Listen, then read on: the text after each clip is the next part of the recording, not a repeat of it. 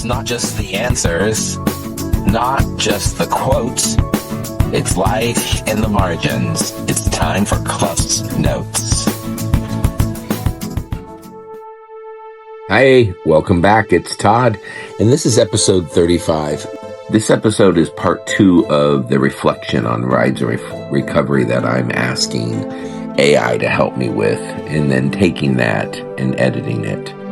So I went into Google's Notebook LM platform, and I uploaded all the transcripts, and I said, give me some summaries for the second part of this season. So here's what they came up with, but I did edit it. I did delete things that were not accurate and did not reflect the spirit of what we did.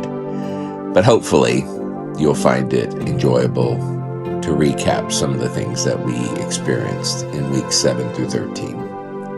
All right, let's get into it. Welcome back to the deep dive. We're talking about rides and recovery, that journey between a driver and his passenger, Tammy. And our mission today is to really distill what stands out from the second half of that journey. We're talking weeks 7 through 13. Exactly. This is where success isn't measured by just, checking a box, not by compliance. It's measured by the conscious decision to rebuild a life, an independent life. And to do it sometimes in spite of the very rules that are meant to govern you. So we're looking at what stood out in this second phase, this phase of agency, of choice. And I think we have to start with a literal stumble. It's around week 7. Tammy has a fall in the driveway. Oh, yeah. Scraped her hands, ripped her pants. Just a quick, awkward moment. But that physical lapse, it immediately sparked this much deeper revelation about the real roots of her pain and, her addiction. She connected that fall, that simple fall, to a whole history of chronic, unaddressed injuries. A fractured back from a car accident that wasn't set right. An elbow injury from when she was a teen that was just untreated. It was all layered with this cultural message she got growing up, which was basically, suck it up. She actually said, you didn't treat things. That's how you have to deal with pain. This idea that just enduring hardship is a sign of character. Precisely. And so when you see it in that context, when painkillers, first Vicodin, then Oxy, enter her life, it wasn't about seeking some destructive high. It was about finding relief. From constant daily suffering? Yes. She has this incredibly profound memory of the first time she took Oxy. She said, I remember thinking, is this what people feel like normally? Yeah. When you frame the addiction that way, not as a moral failing, but as this desperate search for a basic level of physical function, it completely shifts the focus of recovery. That's such a powerful insight. Value of time section. She found it so uncomfortable to just sit outside. No book, no phone, no music. Just her and the breeze. And that simple act of being without the pressure of doing was intensely difficult. And that taps into something so universal, doesn't it? Yeah. This idea that we're only valuable if we're producing something, if we're checking a box. It does. It's that societal script. You could call it the puritanical script. The internalized message that your worth is tied directly to your output. If you're not doing, you feel guilty. You feel undeserving of rest. And for someone in recovery, that pressure is just magnified. They have to actively deconstruct that and learn that their value exists no matter what. There's a really clear turning point in the sources around week 10. The mandatory classes were ending. The random drug tests were winding down. The program was basically saying, you did it, you succeeded. Which, ironically, is often the most dangerous moment. Right, because now there's this huge void of structured, mandated time. So what did she choose to do with that new freedom? And this, for me, is the defining moment of the whole second half of the journey. She could have retreated, she could have panicked. Instead, she took proactive steps that were entirely her own choice. The YMCA. She got a membership at the YMCA nearby, but on her own terms. Think about the vulnerability that takes. To just walk into a YMCA. Full of, established, healthy people, and just start knowing your own past. It requires overcoming that fear of judgment without the shield of a program around you. She is essentially accepting that welcome mat for herself. She's laying it out on her own. This all ties back to a psychological concept brought up early on, the adult brain state. Mm-hmm. For anyone listening who might not know that term from transactional analysis, can you just break that down? Why do these choices show she's operating from that state? Absolutely. The adult brain state is Well, it's simply the ability to pause, to look at the current reality objectively, and then respond thoughtfully. Instead of just reacting. Instead of reacting from the child state, which is emotional and fearful, or the parent state, which is critical and judgmental, it's the part of you that asks, okay, what's true right now? And what's the most productive thing I can do? So joining the YMCA isn't a panic move. It's the adult state choosing a healthy, structured response to having a lot of free time. That is it, exactly. It's the practical application of living where my feet are at, focusing on what she can control in this moment, not being paralyzed by guilt from the past or anxiety about the future. She is building a new present. One chosen brick at a time. Yeah. And this is where it gets so compelling, because even as she's making these great choices, the systems she's still in continue to exert this immense negative pressure. The paradox of the recovery house. Exactly. The surveillance sources. That tension persists right up until the very end. It's a huge part of the story. The place meant for safety became a source of constant stress. She talked about feeling dehumanized by it, the cameras everywhere. Making people just retreat to the rooms, the one place they weren't being watched. And that feeling is heavy enough, but then she shared that insight on the final ride. The immediate panic she felt whenever she heard the garage door opening at the house. A trauma response. An instant trauma response.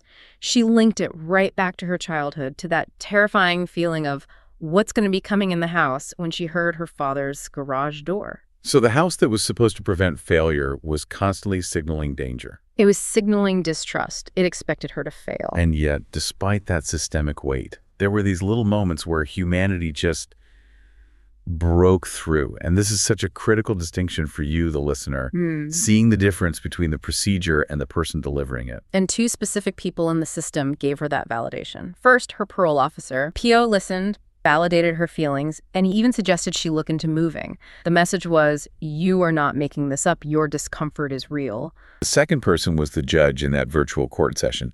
You noted his tone was so different. So different. It was warm, encouraging. He saw people, he didn't just see cases, and he would openly celebrate when people graduated from the program. A huge contrast. The procedure is rigid court dates, but the person delivering it was compassionate. And that validation helps solidify her own adult decision-making. We see the direct result of that when she has to deal with that conflict in one of her classes. Right, the moment where a younger woman insulted her. And instead of engaging, instead of fighting back, she just chose to leave the room. That one choice. It says everything. It says everything about how stable her internal compass had become. She knew she was frustrated, she knew she could be triggered, and she prioritized her own stability over the temporary satisfaction of winning an argument. That's the definition of choosing that reflective adult state. Right. Over just, survival mode. It is. And that self-regulation, it really sets the stage for what I think is her most powerful act of agency, owning your whole story. The meeting around week 10, where she stood up and told her full, unscripted story. This wasn't just sharing time. No. She said she put all my cards out, including her mental health diagnoses, bipolar, anxiety, PTSD. And the significance of that is immense. She transitioned from being a person in a program to a person who is defining her own recovery. And what was the impact of being that vulnerable? Well, it wasn't just for her. It helped others in the room feel a little less alone. By owning all the complexity, the co-occurring issues, the chronic pain, she showed that recovery isn't a one-size-fits-all checklist. Which is why her comments on her medication were so mature. Yes, she was so clear. The meds are not there to numb her. She said they're just to stabilize her so she's able to do the work. That realization, that stability, is the prerequisite for the work, not the end of it. That shows she has her own compass now. It's a profound understanding of self. And this entire 13-week journey, it all culminates in these final, quiet human connections, the soft landings that replace the hard procedures. The beauty of week 12. She joined Harbor at a church play area. She entered Harbor's world. And that spontaneous hug she got from a random little girl. It just showed that healing isn't about some dramatic victory. It's about those soft landings. That moment was the complete opposite of the surveillance house. It was just pure, unconditional connection. No agenda, no judgment.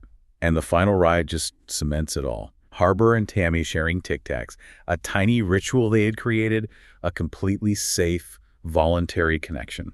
Which brings us to that final reflection from the sources about this whole second phase.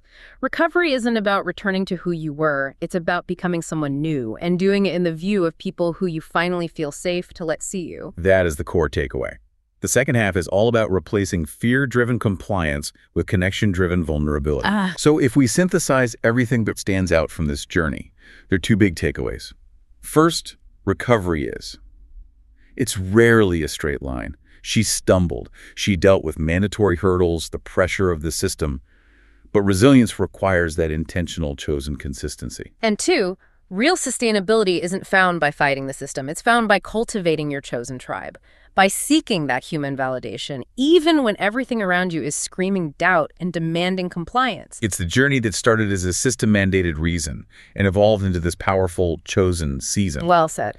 And if we look at the insights here, the difference between systems built for procedure and systems built for people, it brings up a really important challenge for you, the listener. It does. The idea of sanctuary that we saw in those quiet moments, it was defined by safety, order, presence, and grace. So the question to think about is this. In your own life, maybe in your workplace, your family, your relationships, what rules or procedures are you upholding that prioritize control or efficiency over just humanity? Over true connection. How could you apply that model of sanctuary, that presence without pressure to shift that dynamic, to really see the people you're interacting with and empower them to build their own consistency? That quiet power of validation is a tool we all have.